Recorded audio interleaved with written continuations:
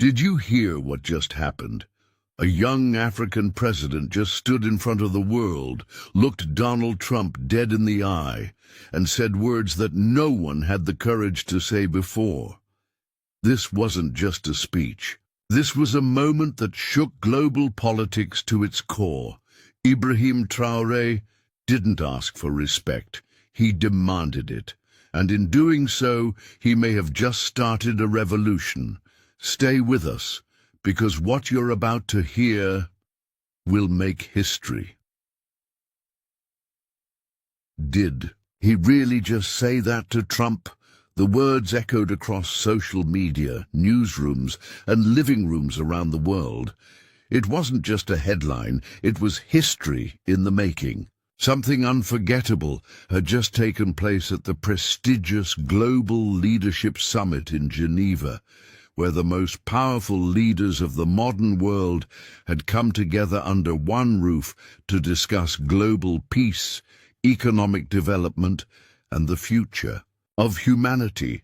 In a room glowing with polished marble, crystal chandeliers, and guarded by elite security, presidents, prime ministers, billionaires, and monarchs sat shoulder to shoulder. The world watched, expecting formal speeches and political small talk, but no one could have predicted what was about to unfold.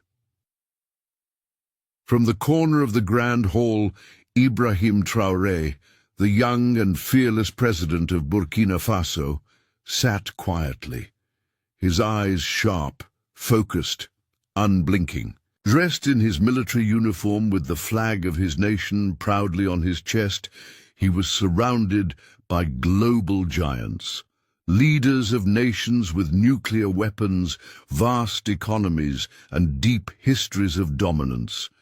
And across from him sat Donald J. Trump, the controversial and ever-bold former president of the United States.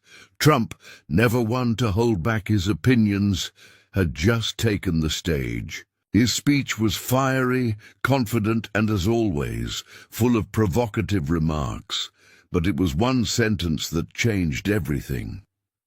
He looked around the room, smiled slightly, and said, "You know, when you look at Africa, you just see chaos and corruption. You don't know who's running what, and honestly, it's a mess. Total disaster." Some laughed awkwardly. Others exchanged glances, unsure whether to react. A few nodded in agreement, perhaps out of habit or fear. But not Traore. He didn't smile. He didn't flinch. He didn't check to see who was watching. He simply stood up, not rushed, not angry, just calm, determined, and grounded. He took a few steps forward, each one louder than the last in the silence of the hall, and then, standing in the center of the stage with the eyes of the world upon him, he spoke. "With all due respect, Mr. Trump, you have no idea what Africa truly is." You could hear a pin drop. Heads turned, cameras zoomed in, some gasped, others reached for their phones. Security looked alert, sensing the tension. No one had expected this. A leader from one of the world's poorest nations was now speaking directly to one of the world's most powerful men. Traore's voice was steady and clear. He didn't yell.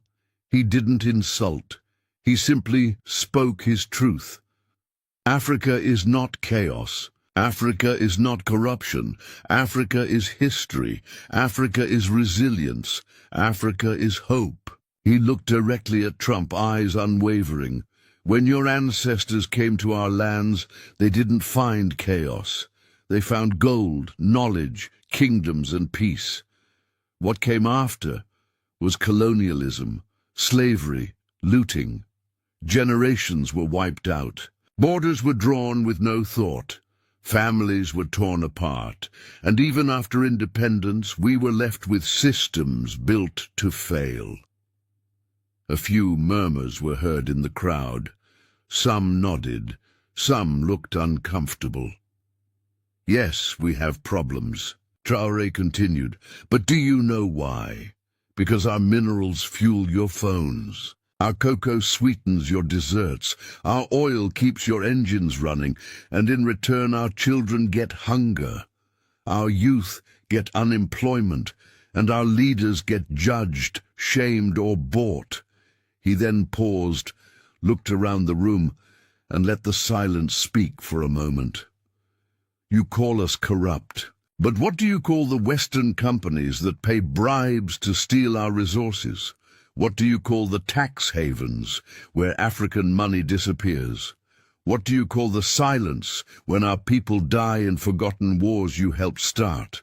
The audience was frozen. Even Trump leaned slightly forward, eyes locked on Traore. Then Abrahim Traore told a story. There is a boy in my country. He is 12 years old. His name is Emmanuel. Every day he wakes up before the sun rises. He walks 6 miles just to fetch clean water for his mother and siblings.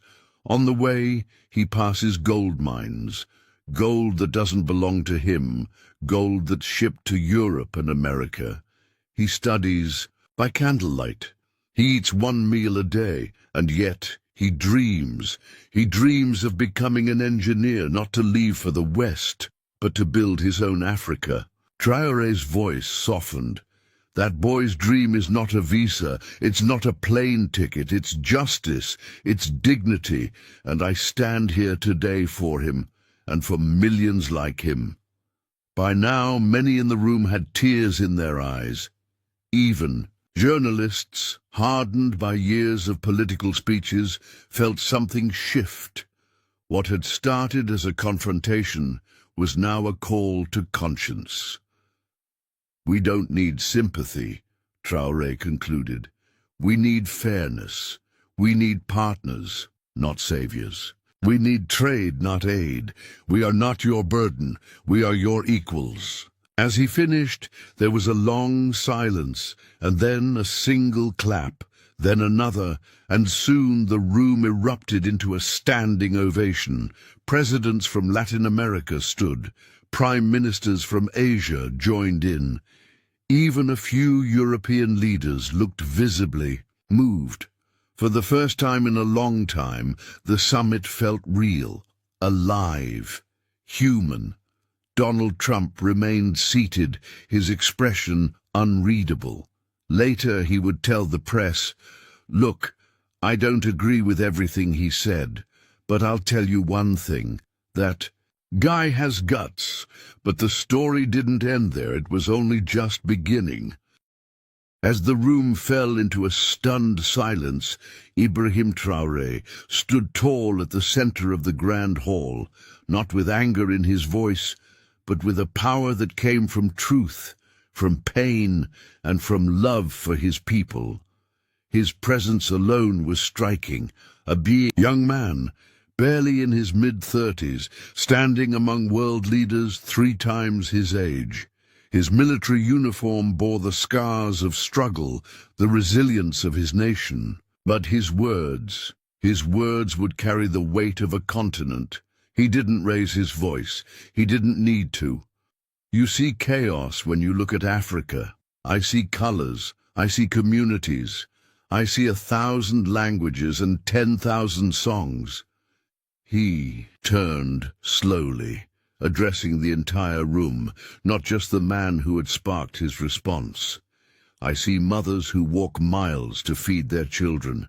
I see youth who build businesses without power or Wi-Fi. I see artists who turn war-torn streets into poetry and dance. That's my Africa. The room was frozen in attention. No one checked their phones. No one whispered. Everyone, leaders, journalists, security guards, was locked into every word. He said, "You speak of corruption," Traore continued, his voice firm, "but you never speak of how it survives. Corruption does not grow in the shadows of Africa alone. It is watered from offshore accounts in Europe. It is fertilized in banks that turn a blind eye. It is protected by law firms in New York and London." He paused, scanning the room, letting the truth sink in. You call us corrupt. But what do you call the billion-dollar companies that extract our gold, our oil, our diamonds, while our schools collapse? What do you call the CEOs who sip champagne while children in Burkina Faso dig through dirt with their bare hands? Then came the moment that changed everything. Traore's voice softened, as if pulling the room closer. Let me tell you a story, a real story, about a boy named Emmanuel. He is 12 years old. He lives in a small village in my country, Burkina Faso. Every morning before the sun rises, Emmanuel wakes up and walks 6 miles, not to go to school, not to play, but to fetch water for his family, 6 miles, barefoot, every single day. The room was silent again. You could hear people breathing. He walks past gold mines, gold that ends up in your jewelry stores, your smartphones, your luxury vaults. But Emmanuel has never seen the inside of a classroom with electricity. His school has no roof. His mother cooks over firewood. His father died in a mine collapse, digging for resources he would never touch. Some in the audience began to shift uncomfortably in their seats. And yet, Traore added, Emmanuel has a dream, not to leave Africa, not to escape to America. His dream is to become an engineer, to build wells, roads, and hospitals in his own village. He wants to give back, not run away. Traore's voice cracked just slightly, but he didn't stop. That boy doesn't need pity. He needs power. He needs opportunity.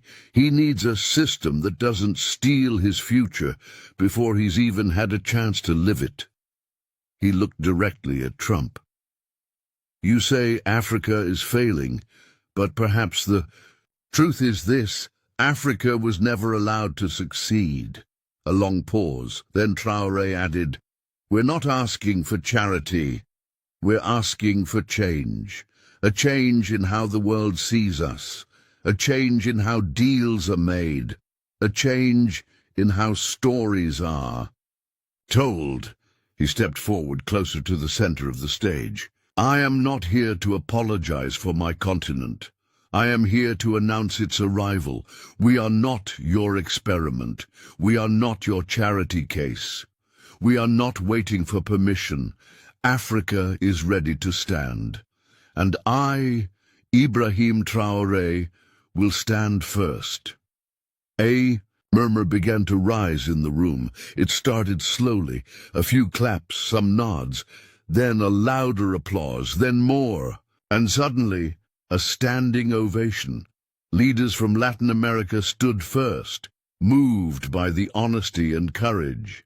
Then came ministers from Asia, presidents from the Caribbean, and even officials from European nations. Even those who disagreed with Traore's political views could not deny the truth in his words. Cameras were rolling, journalists were scribbling notes furiously, social media was on fire.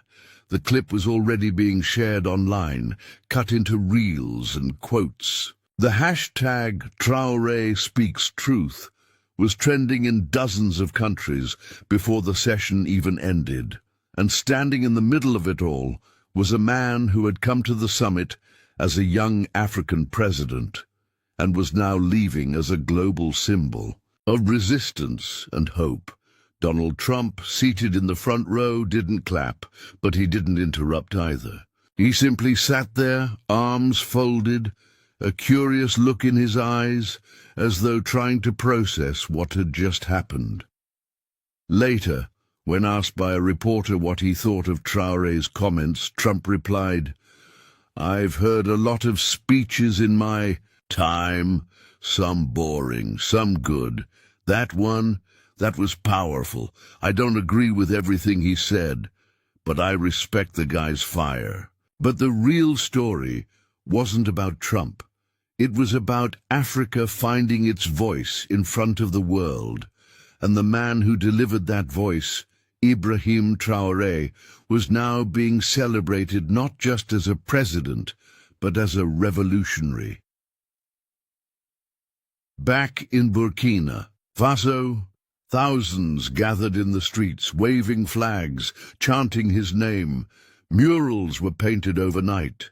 Children wore shirts with his face. Radio hosts played clips of his speech every hour. And across Africa, millions felt a new sense of pride because someone had finally spoken their truth at the highest stage. Abrahim Traore had not just spoken for himself. He had spoken for the farmers in Ghana, the miners in Congo, the street vendors in Nigeria, and the school children in Kenya. He had spoken for Emmanuel, and the millions like him whose dreams had been ignored for too long, and the world. The world was finally listening. Within just a few hours of the summit's conclusion, the internet exploded. Clips of Abrahim Traore's bold speech, his voice, his passion, his fearless stance against a global superpower spread like wildfire.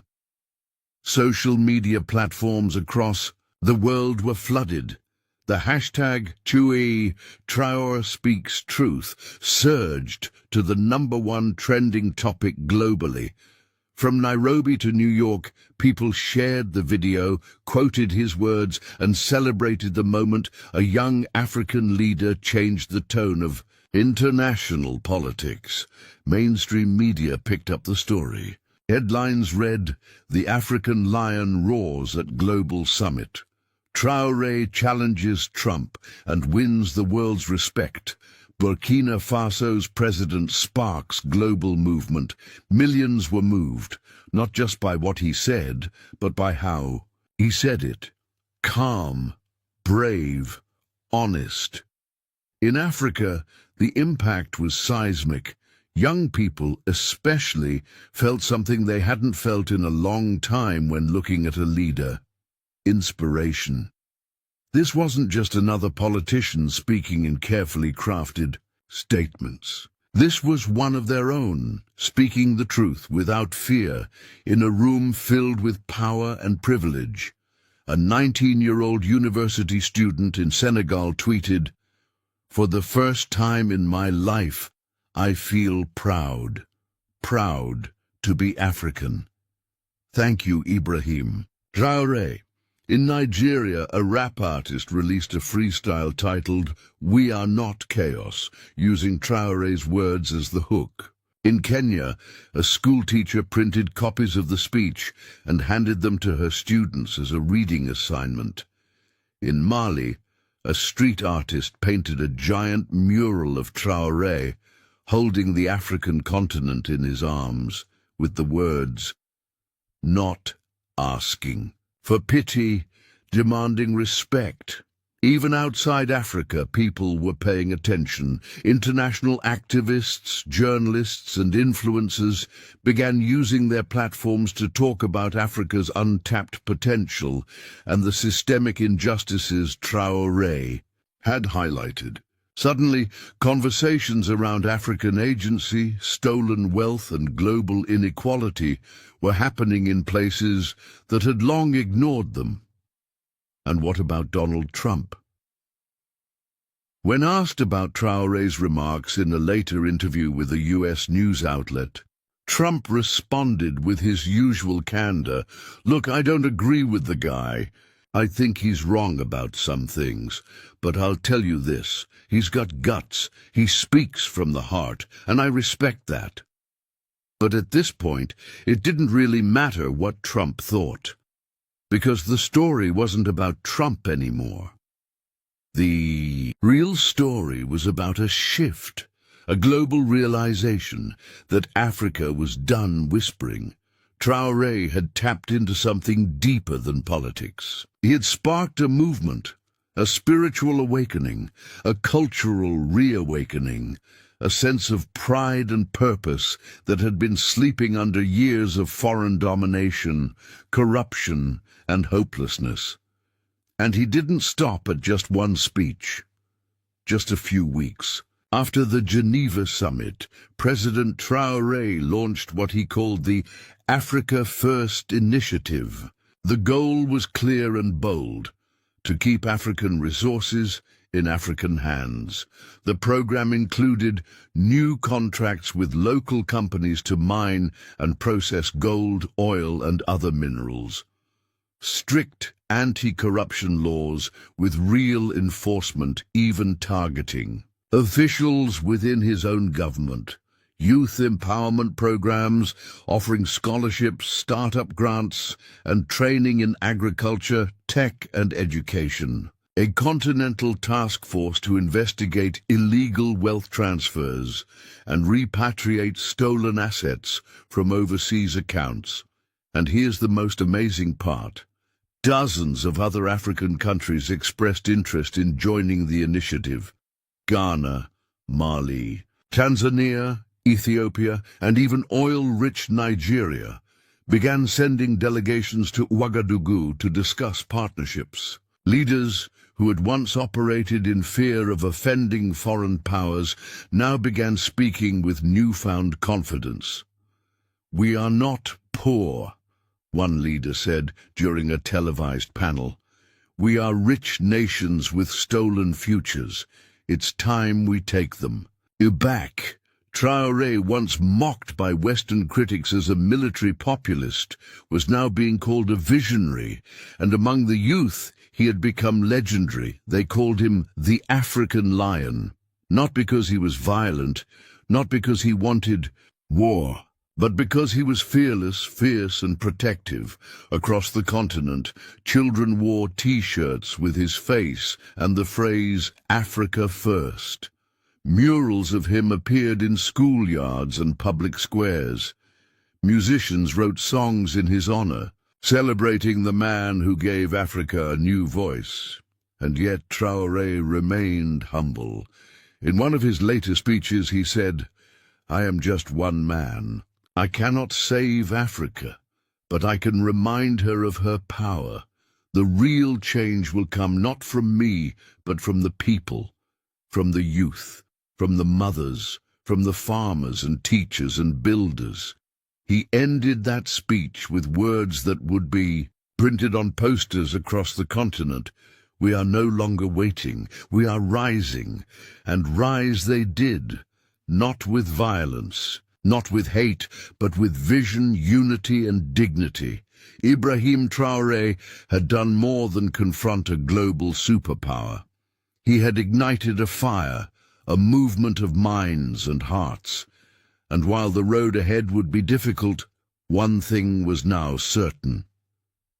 Africa had found its voice, and the world would never be the same. Sometimes it takes just one voice to wake up millions. Abrahim Traore's words shook the world, not because he attacked, but because he stood for something greater. In a time of power games and politics, he reminded us of what true leadership looks like: courage, truth, and love for your people. And whether you agree with him or not, one thing is clear: Africa is rising, and it's not asking for permission anymore. Make sure to subscribe to my channel for more amazing content. Your support means the world to me. Stay tuned for more inspiring stories.